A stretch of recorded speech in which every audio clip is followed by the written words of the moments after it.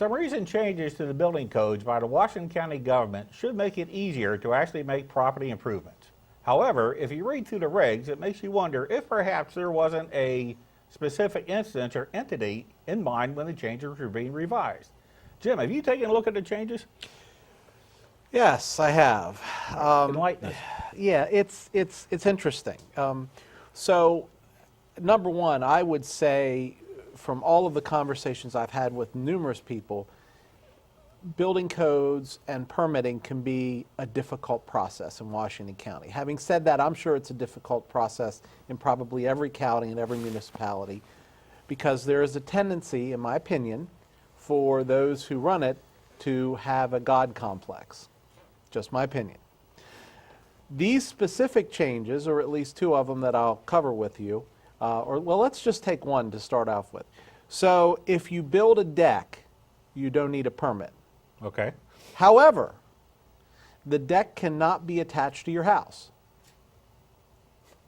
And, in other words, if you build a tree house, it's okay. well, no, wait a minute. And it can't service an exterior door.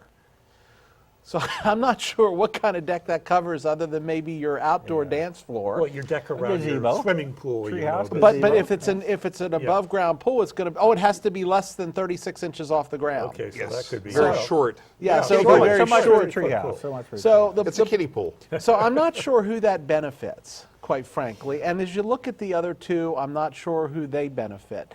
I'm not sure this thing is going to do much more than get a headline in the paper that we've, or a headline at some commissioners meeting to say, hey, we've made it easier on building codes and permits. And any thoughts then on why the codes are even changed? I mean, if they're that superfluous. Yeah, I have no idea. That's a really good question. Well, I guess the review is required by the state here in every X years. It is, and the reality of the that's why we're matter doing is, it. I think some of the building codes, although we have to admit that there's certain basis for this, right? So we don't want anybody to be able to build anything Well, yeah. in a residential area. No, However, and we see that in West Virginia. If you look at some of the small municipalities in West Virginia, you have 3 houses and then a convenience store.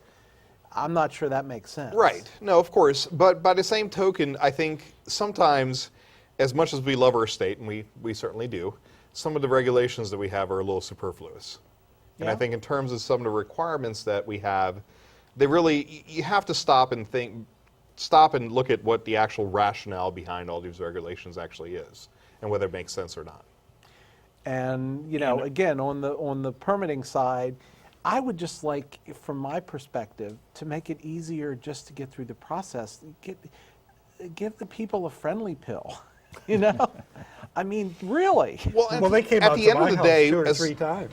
as for very long as there's simple nothing things. egregious being built, you want people to spend money and to engage local companies to build decks and whatever other improvements to their property, right? So that's a good thing for the economy, I would think.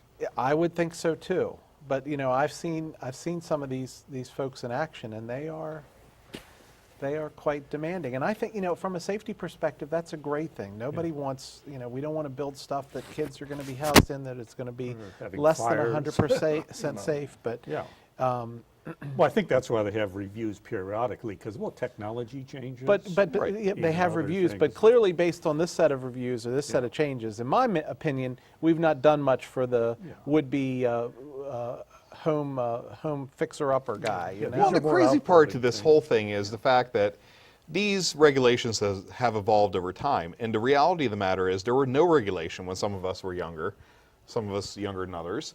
And we managed to somehow survive, and the whole world didn't catch on fire. We didn't stub our eyes or break our legs or anything else while running on these decks that were built before the regulations were in place. And, there are certain aesthetics that are to be considered, but by the same token, having lived in an area that had a one of these housing committees that were in charge of what you could do and could not do. And, having them come to us and say, well, you built a shed and it's not the right color. Well, really, it's on my property.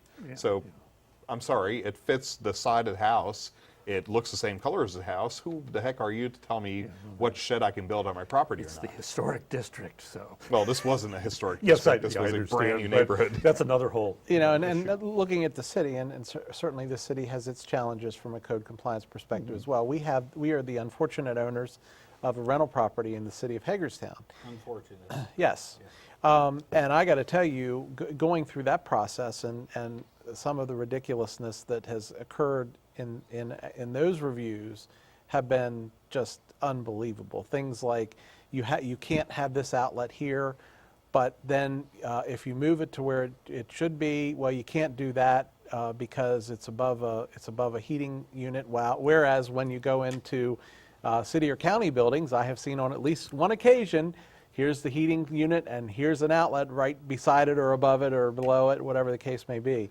So, in some cases it's a do as I say, not as I do kind of Well, it seems Or to be, something. situation if as you're well. talking about an actual safety issue, like a possible fire hazard, at least you can see some reasoning behind it. Absolutely. Whereas if you have no safety issues involved, either from load-bearing beams or studs or electricity, then you begin to wonder why they have them. We had to replace a garage door in our rental property Don't want to fall off on you. because, well, we didn't rent the garage to the tenants. We used it for our own personal use because it had a round hole that somebody, I guess, had originally cut to exhaust a car that they were working on, and then it got ragged and stuff.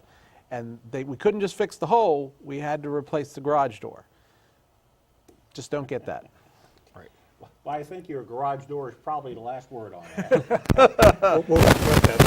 We'll close that door, that's right.